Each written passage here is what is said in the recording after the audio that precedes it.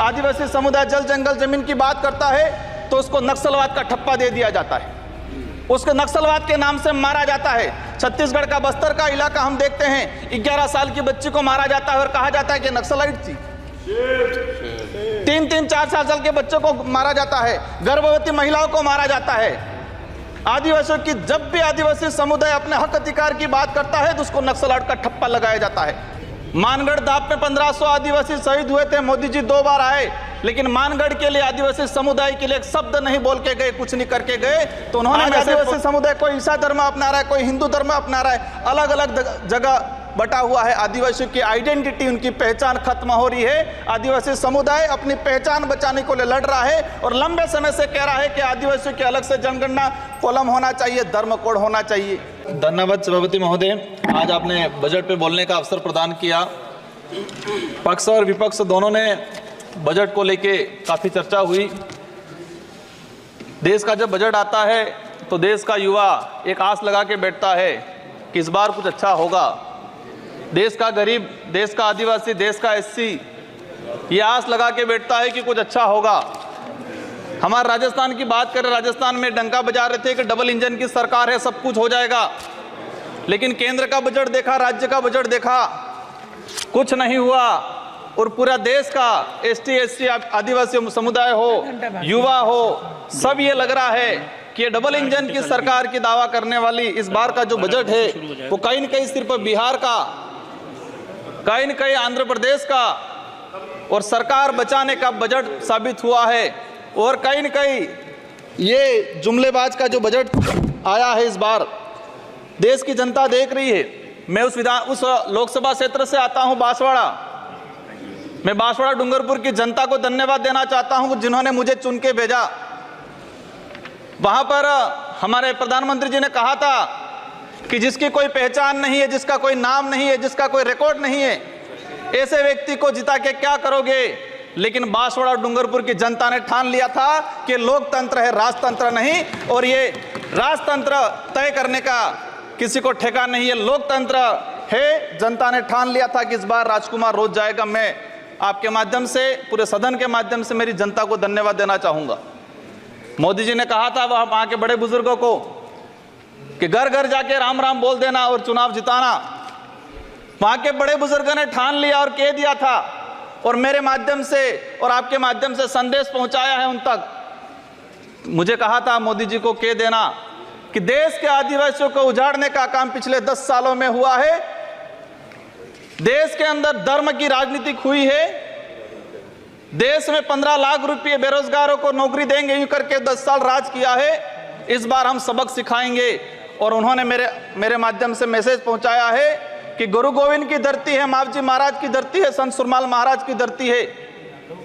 मानगढ़ दाप में 1500 आदिवासी शहीद हुए थे, मोदी जी 2 बार आए, लेकिन मानगढ़ के लिए आदिवासी समुदाय के लिए एक शब्द नहीं बोल के गए, कुछ नहीं करके गए। तो उन्होंने मैसेज पहुंचाया है कि आदिवासी समुदाय जाग गया है और अब वो आदिवासी समुदाय नहीं रहा जो बहका में आ जाएगा और वोट दे देगा। माननीय सभापति महोदय, जो वर्तमान स्थिति बनी है बजट के अंदर, मैंने देखा धातुओं का खनन को लेकर उद्योगपतियों को टैक्स में छूट दी गई। लेकिन ये खनन कहाँ हो रहा है? धरती पे हो रहा है, हमारे देश में हो रहा है, पहाड़ों में हो रहा है, जंगलों में हो रहा है, और वहां पर जीव जंतु रहता है और आदिवासी समुदाय भी रहता है। लेकिन आदिवासियों के समय के आदिवासियों के लिए क्या प्रावधान किया गया? आदिवासी इलाके के अंदर देखा जाए, आदिवासी समुदाय बैठा हुआ है, उसको जमीन का पट्टा नहीं मिला हुआ आज तक, आजादी से पहले से बैठा हुआ है, लेकिन वो जमीन की बात करेगा। सभापति महोदय, यहाँ पर सत्ता को लेके होड़ मची रहती है, सत्ता पाने को लेके बोला जाता है। मैं जो कहना चाह रहा हूं, हमें सत्ता नहीं चाहिए, हमें हमारा अस्तित्व बचाना है, हमारा स्वाभिमान बचाना है, हमारा जल जंगल जमीन बचाना है। और देखा गया देश के अंदर आदिवासी समुदाय जल जंगल जमीन की बात करता है तो उसको नक्सलवाद का ठप्पा दे दिया जाता है, उसको नक्सलवाद के नाम से मारा जाता है। छत्तीसगढ़ का बस्तर का इलाका हम देखते हैं, 11 साल की बच्ची को मारा जाता है और कहा जाता है कि नक्सलाइट थी। 3-3, 4 साल के बच्चों को मारा जाता है, गर्भवती महिलाओं को मारा जाता है। आदिवासियों की जब भी आदिवासी समुदाय अपने हक अधिकार की बात करता है तो उसको नक्सलाइट का ठप्पा लगाया जाता है।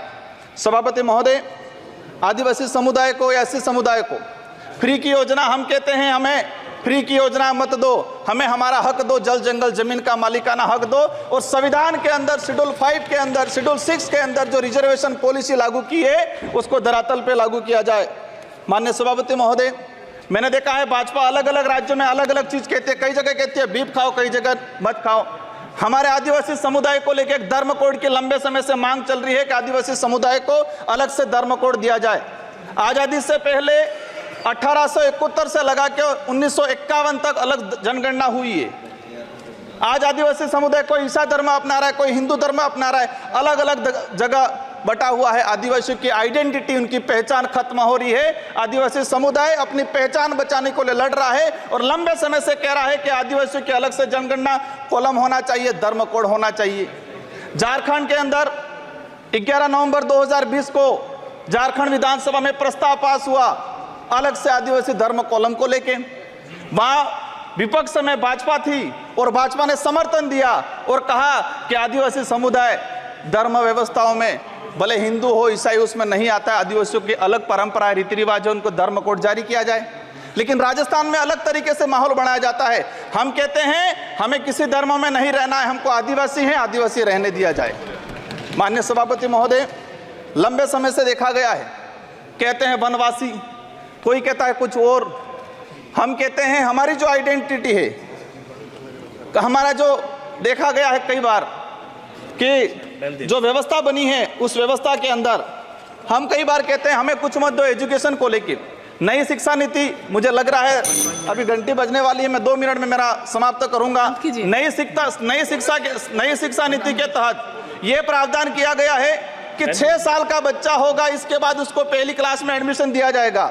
माननीय सभापति महोदय, मैं कहना चाह रहा हूं निजीकरण को बढ़ावा देने का तरीका है ताकि सरकारी संस्थाएं खत्म हो, प्राइवेटकरण हो, ये कहा गया है। मैं अंत में एक ही चीज कहना चाहूंगा, मेरे लोकसभा क्षेत्र के अंदर गुजरात और राजस्थान का बॉर्डर है, वहां पर माही और कड़ना बना है।